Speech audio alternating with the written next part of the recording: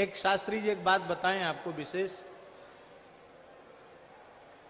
हमारी प्राचीन परंपरा में होली के दूसरे दिन पंचांग में लिखा रहता स्वपच स्पर्शः। क्या लिखा रहता? स्वपच स्पर्शः। इसका तात्पर्य है उस दिन ब्राह्मण का भी कर्तव्य है कि वह अपने गांव के नगर के सफाई कर्मचारी भाई को प्रेम से मस्तक पर गुलाल लगावे और भुजाओं में भर करके उसको छाती से लगावे, उसे वस्त्र दे, उसे आभूषण दे, उसे द्रव्य दे और उसको सम्मानित करे। आप लोग कहें कहां लिखा है?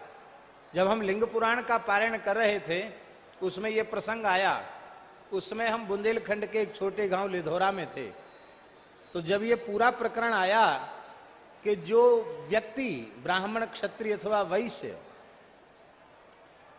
होली के दूसरे दिन अपने गांव के ही सफाई कर्मचारी को छाती से लगाता है, उसको अबीर का तिलक लगाता है, उसकी पूजा करके उसको सम्मानित करता है, वो वर्ष भर अरिष्ट से मुक्त रहता है, आदि व्याधि से मुक्त रहता है, उसका सर्वविध कल्याण होता है। ये अवश्य करना चाहिए। पर इन विधियों को कहने सुनने वाला कौन है? हमने उसी समय कहा कि इस गांव के हमारे सफाई कर्मचारी भाई को यहां बुलाया जाए। लोग घबरा रहे थे, मंदिर में बुलाया जा रहा है। हमने बड़े प्रेम से मंदिर में बुलाया उसको। बोला महाराज हम पांव पल लें, महाराज हम आपके पांव पल लें। हमने की वैसे तो हम स्पर्श नहीं कराते, संतों की आज्ञा है, लेकिन तुम्हारी जिसमें राजी हो, जिसमें प्रसन्नता हो वैसा कर लो। महाराज जी मूढ़ धर के पैर प्रणाम किया। हमने अबीर का तिलक लगाया, 4-5 वस्त्र दिए, कुछ दक्षिणा भी दी, उसके नेत्र भराए। हमको लगता था उसका रोम रोम आशीर्वाद दे रहा है।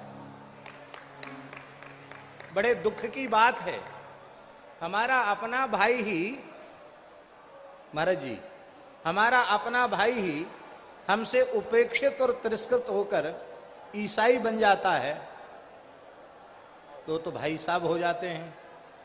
फिर वे हमारे घर में बैठने के, हमारे साथ बैठने के, हमारी थाली में भोजन करने के अधिकारी हो जाते हैं। हमारे ही अपने भाई हमारी अपनी उपेक्षा और तिरस्कार के कारण इस्लाम में दीक्षित हो जाते हैं, मुसलमान हो जाते हैं, तो वो भाई जान चचा जान हो जाते हैं।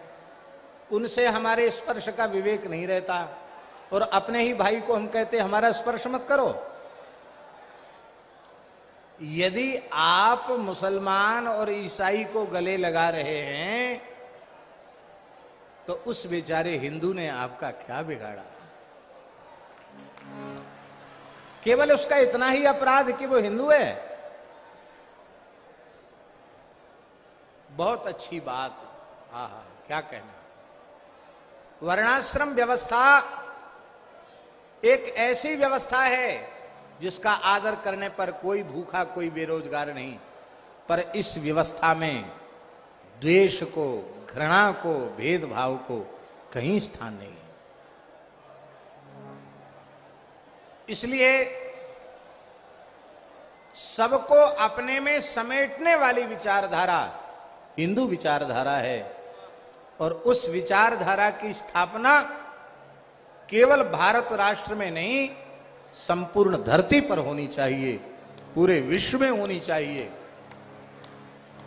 और हम आपको सत्य कह रहे हैं महाराज जी, समय आ रहा है, धीरे धीरे हिंदू सनातनी विचारधारा से इतर विचारधाराओं के लोग, उनका अपने मत पंथों से मोहभंग होता चला जा रहा है और वो इस विचारधारा पर आकृष्ट हो रहे हैं। हमें इस स्वर्णिम अवसर का लाभ लेते हुए संपूर्ण राष्ट्र को एकजुट करना चाहिए। श्री सीताराम प्रतिदिन सत्संग एवं दर्शन के लिए श्री महाराज जी के ऑफिशियल चैनल को जरूर सब्सक्राइब करें।